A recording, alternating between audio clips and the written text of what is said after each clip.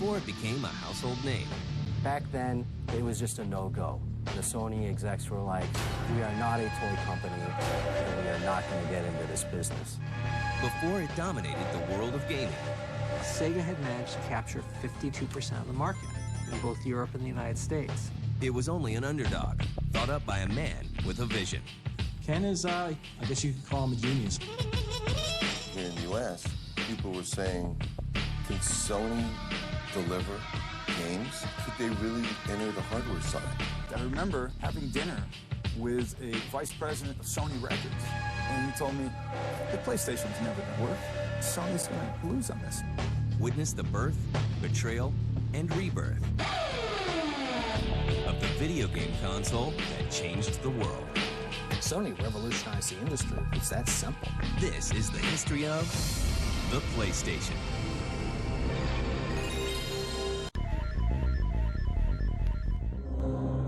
In the aftermath of World War II, a company named Sony helps the people of Japan rebuild from the ashes. Sony is a classic post-World War II success story in Japan. They started making cassette recording machines. They created a small cassette player that played back and recorded stuff off the bat, and that was the beginning of Sony Electronics. Innovative products such as the Walkman helped Sony become one of the most successful electronics companies in the world. Well, whenever people talk about Sony, a lot of people think about the Walkman. The Walkman was definitely Sony's first consumer product that really exploded. It was the portability of music, and everyone walked around with headphones. They really revolutionized the idea of portable music listening. As Sony gains more and more ground in the consumer electronics world, the video game industry grows by leaps and bounds. And by the early 1990s, the war for gamers' dollars is red hot. Sega and Nintendo are really dueling in the West. Sega had managed to capture 52% of the market in both Europe and the United States. Sega was more innovative at the time. They were always willing to take more chances. Sega was coming out with 70, 80 games of its own per year. The strategy at Nintendo was, let's hold on for the next Miyamoto game. Nintendo pays close attention when Sega unveils its latest technological advancement. So Sega came out with the Sega CD. All of a sudden, games were going to be huge. They could be 600 megabytes of information. To meet the Sega CD threat, Nintendo turns to Sony. Nintendo wanted a partner, so they went to Sony, which of course was a huge, successful company. Sony may not have been a video game company per se, but the Super NES used a Sony stereo chip for its sound. Sony was certainly, in its own way, a player in the video game industry in a small way. So it was a race. Nintendo knew that CD-ROM technology was the way to go. The original concept was a peripheral CD drive for the Super Nintendo that would be sold by Nintendo, and a combined unit which would be called PlayStation, which was the console and the CD drive together, which would be sold by Sony.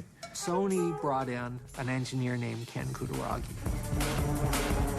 Well, when you talk about the PlayStation, you just have to talk about Ken Kutaragi, who is considered the father of PlayStation. He came in to Sony in 1975. Right off the bat, he was considered to be kind of a brash engineer. He was very feisty and had a lot of ideas. He struck me immediately as a very forceful character. He had a clarity of thought and insight, which I think was, I still think to this day is very rare. He clearly is a visionary. Very dynamic, very energetic, full of ideas, and very creative. He's known to be a fantastic engineer and a brilliant person on the engineering and technical side, but that's just the half of it. I met Ken Kutaragi once. It was not like you were looking at an executive who was buttoned up. We were looking at a guy who was in the trench, who was clearly an engineering mind and was resolving problems. He's an impressive mind, and he's achieved impressive things. The idea of working on a video game console is nothing new to Kutaragi. He was thinking about making a 3D game console a long, long time ago while people were tinkering away on 8-bit gaming. He approached Norio Oga, who was then president of Sony, and said that we should get into the video game industry. But back then, it was just a no-go. Oga and the Sony execs were like, we are not a toy company, and we are not going to get into this business. So that was that. But now, things are different. Hand in hand, Ken Kutaragi and the people at Nintendo team up to bring Sega to its knees. But Sony is about to face a bitter betrayal that will change the course of gaming history. As Sega prepares its new CD-ROM expansion for the Genesis, Nintendo and Sony work on a CD-ROM system of their own. But Nintendo begins to have second thoughts. The big reason why Nintendo kind of balked on the Sony technology idea was that they weren't going to have any rights to the CD technology. Sony was going to retain all the making of the CDs, they were going to manufacture it, distribute it, and that totally cut Nintendo out of the picture on definitely a large profit margin. And that made Nintendo very, very nervous. So in the forefront, Nintendo's telling Sony everything's great. But behind the scenes, Nintendo went to Philips and said, why don't you start working on something for us? Nintendo's insecurities lead to a dramatic climax in 1991. CES comes around, and Ken Kutaragi and Sony come out, and they announce the Nintendo PlayStation, because they don't know anything's going on. Nintendo made a sudden announcement and said, well, we're going to work with Philips on the CD technology. That didn't go very well with Sony execs, and Ken Kutaragi was definitely very bummed. He went into Norio Oga's office and said, we just got backstabbed, blindsided by Nintendo. We had an agreement, and they totally betrayed us. Kutaragi went back to his bosses and said, let's not leave it like this. We can make an actual game system. We won't stop with the CD-ROM, we'll build the whole system. And Oga, who was totally dead set against it before, now feeling the betrayal from Nintendo and being the samurai corporate guy that he is, said, that's it. Pounded his fist on the desk, said two famous words, do it. And that was the beginning of the Sony PlayStation. Now, more driven than ever, Ken Kutaragi and Sony set out to make a video game console unlike any other. At first, Sony plans to release a system that plays both CD-ROMs and Super Nintendo cartridges. In 1992, 200 units of this PlayStation are manufactured, but are quickly scrapped. Sony decides to wait for the next wave of consoles to enter the fray and intends to capitalize on CD-ROM technology. There was a big change taking place in terms of media, game media like cartridges, CD-ROMs.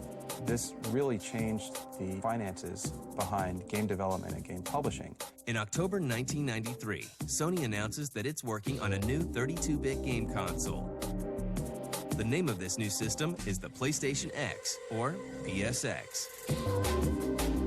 The CPU for this console will be designed by Ken Kutaragi himself. On November 16th, the company officially forms Sony Computer Entertainment. We formed Sony Computer Entertainment, Inc. as a company, as a joint venture between Sony Corp and Sony Music Japan. This new department raises more than a few eyebrows. When PlayStation was being mentioned here in the US, people were saying, can Sony deliver games? Could they really enter the hardware side? To some people within Sony, PlayStation represented the future and was very exciting, but to other people it was definitely a threat and something that they didn't fully understand. You had a lot of people that were pretty much skeptical about us getting into the business. Even before we came out, we were pretty much placed in the failure column because we were just newcomers. I remember having dinner with a vice president of Sony Records, and he told me, the PlayStation's never gonna work. Sony's gonna lose on this. The irony for all of us was that as much credibility as Sony had as a brand, we had zero credibility as far as the world of games was concerned. Sony, I think, corporately was a little discouraged. How do we get into this new charted area? Sony knows that the road ahead won't be easy. But Ken Kutaragi has an ace up his sleeve that will dazzle the entire game industry. As Sony Computer Entertainment goes full bore into the development of the PlayStation, it becomes clear that this will be a console unlike any other. The biggest feature of PlayStation was going to be the real-time 3D graphics technology. At the time, the PlayStation was a faster console than anything out in the market. It could push more polygons. It gave developers a larger toolbox to work with than any of the competing consoles. And of course, it used CD-ROMs. After watching the failure of systems like the 3DO very closely, Sony realizes that processing power alone isn't enough to come out on top in the world of video games. We looked at the business models of all of the companies that have been in the space or tried to get in the space, and we asked ourselves, could we do this better? The biggest problem that we had was that the market in 1993 was dominated by Sega and Nintendo. They pretty much had it sewn up between them. So any new entrant into the market had to do something pretty dramatic and pretty special.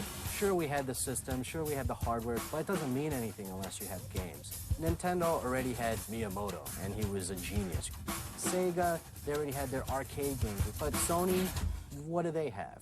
They don't have a genius developer or arcade games they're making, so they had to find software somewhere. We knew that in order to be successful, we had to capture the hearts and minds of the developers and the publishers equally. So what they did was they went on a very aggressive campaign to all the developers to...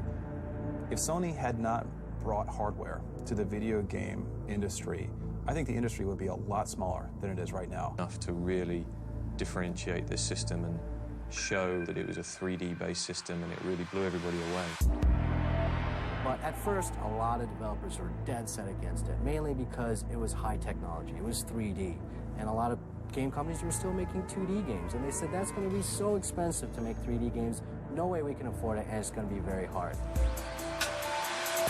Fight one! Ready? Go!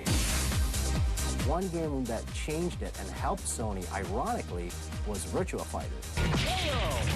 Sega announced Virtua Fighter for the first time, and that completely opened up eyes of other publishers that showed that 3D graphics can be applied to other types of games.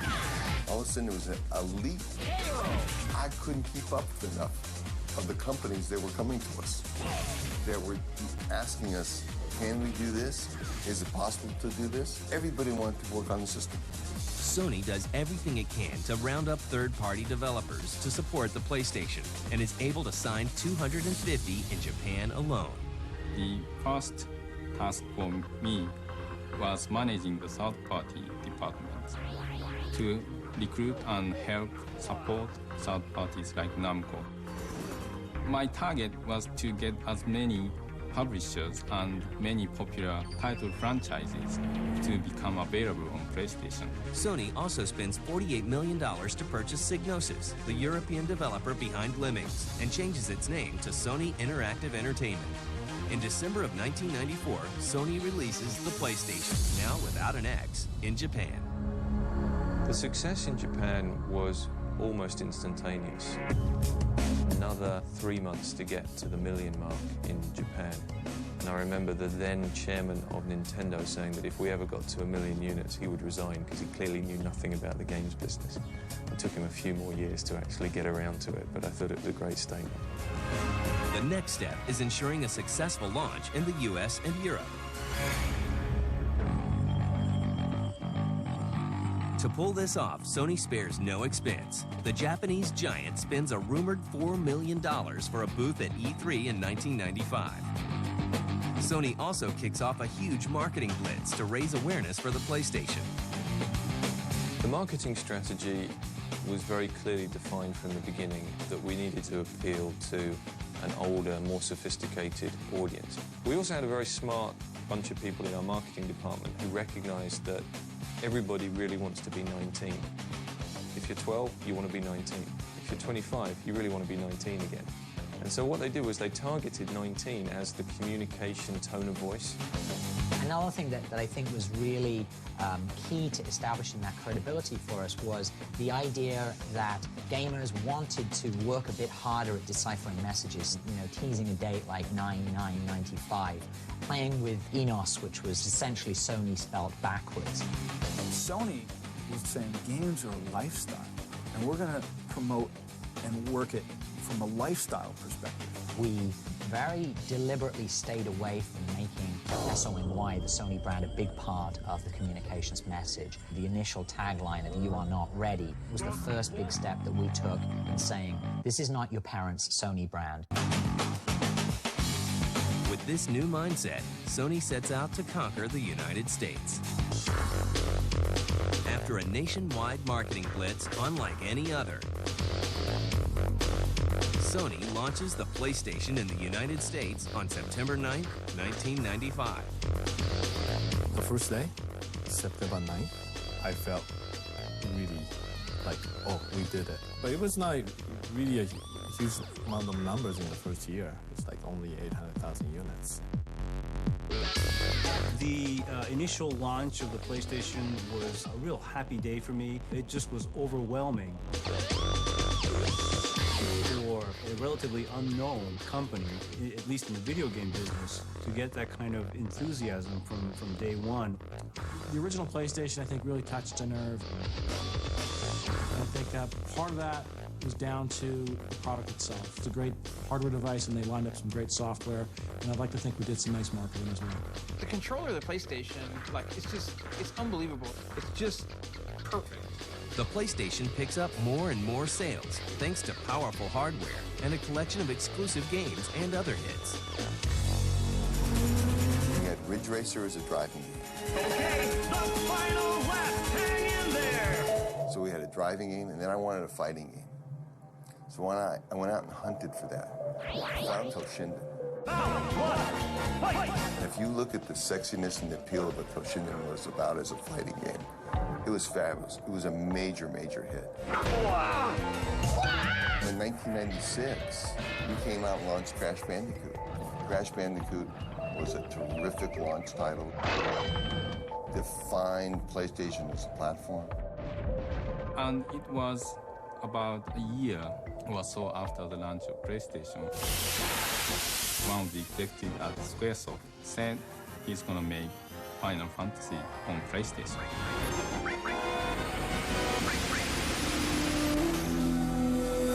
At that point, I felt that all the tides will change. The PlayStation proves to be a juggernaut that plows through all competition.